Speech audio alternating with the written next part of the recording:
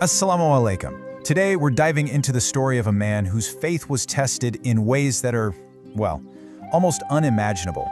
Prophet Ibrahim, peace be upon him. His life was just one incredible trial after another, and we're going to start with one of the most famous ones, the trial by fire. So I want you to picture this, a fire in ancient Babylon. But this isn't just any fire. It's a blaze so huge, so incredibly hot, that birds flying overhead would literally drop out of the sky. No living thing could get anywhere near it. And get this wasn't some accident or a natural disaster. It was built piece by piece by an entire nation. Which leads to the big question, right? Why would anyone go to all that trouble, build a fire that massive for just one person? Well, the answer is that Prophet Ibrahim, peace be upon him, had done something that completely rocked their world. He had walked into their temple and destroyed all the idols they worshipped. This fire, this was their answer. So this first great trial, it was all about rage. The people were furious. And their plan wasn't just to get rid of Prophet Ibrahim. Oh no, they wanted to make an unforgettable, terrifying example out of him. They wanted to erase him in a spectacle of flames that nobody would ever forget. And the effort they put into this was just staggering. The whole community got involved. First, they dug this massive pit. Then, for days and days, people just kept bringing more and more firewood. The fire got so big and so hot that they realized, wait a minute, no one can get close enough to throw him in. So what was their solution? A catapult. They built a catapult just for this. So picture this. He's on the catapult, seconds away from being launched into this inferno. And in that moment, the angel Jibril comes to him and offers to help. He could have asked for anything, for rain, for a wind to blow out the fire, for escape. But his response, wow, it's just a pure reflection of his faith.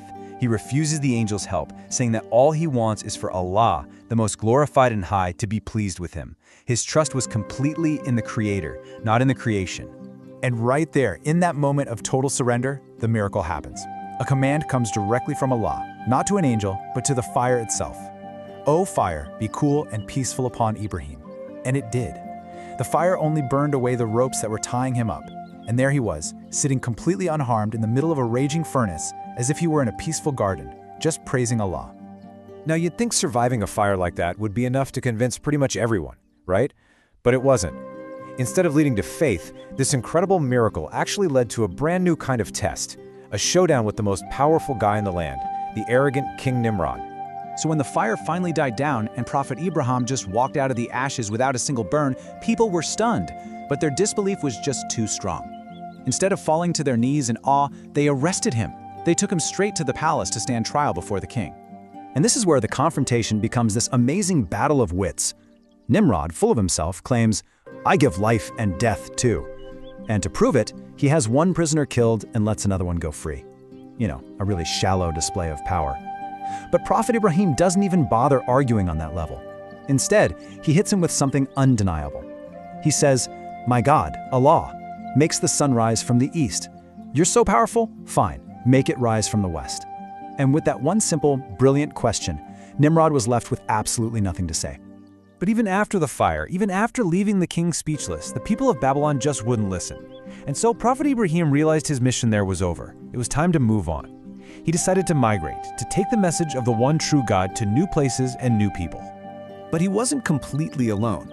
In that entire city of Babylon, after everything they had seen, only two people truly believed in his message.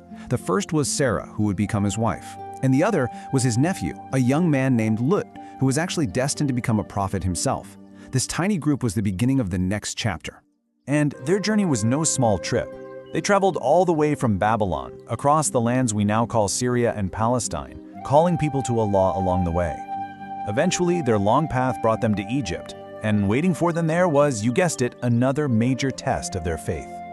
It seems like every step of the way there was a new kind of challenge. And in Egypt, the trial wasn't going to be a debate or a fire. This time it was about trusting in God's protection when faced with a corrupt and powerful tyrant.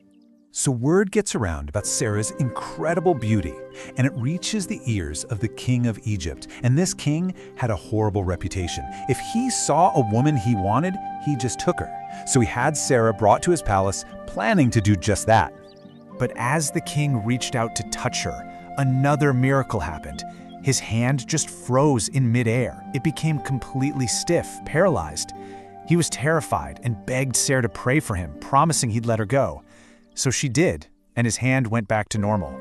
But, of course, the foolish king tried again, and boom, his hand was paralyzed again. After this happened a third time, the king finally got the message. He realized this was no ordinary woman. She was clearly protected by God. He was so scared, he not only let her go, but gave her a gift as a kind of apology, an Egyptian maidservant named Hajar. And this gift would turn out to be incredibly important for the future. So years go by. Prophet Ibrahim and Sarah are growing old, and they still haven't been blessed with any children. Then, in an incredible act of faith and generosity, Sarah herself suggests that Prophet Ibrahim marry their servant, Hajar, hoping that maybe Allah would grant them a child through her. And from this marriage, Prophet Ibrahim's very first son, Ismail, peace be upon him, was born. And this is what leads us to what many people consider the ultimate test of faith. It's a divine command that, on the surface, just seems to go against all logic, all human feeling. This isn't a test of fire and flames, this is a test of the heart.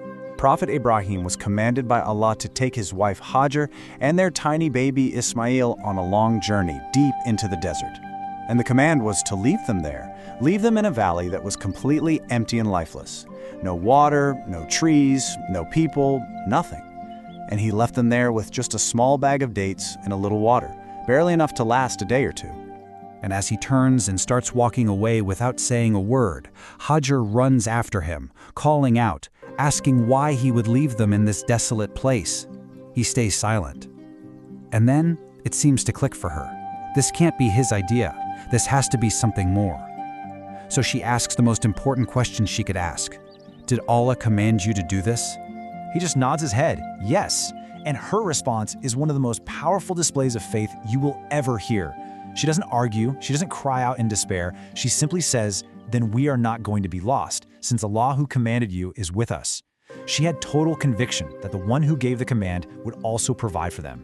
And that's where this part of the story leaves us. It really makes you think, doesn't it? What is the ultimate test of faith?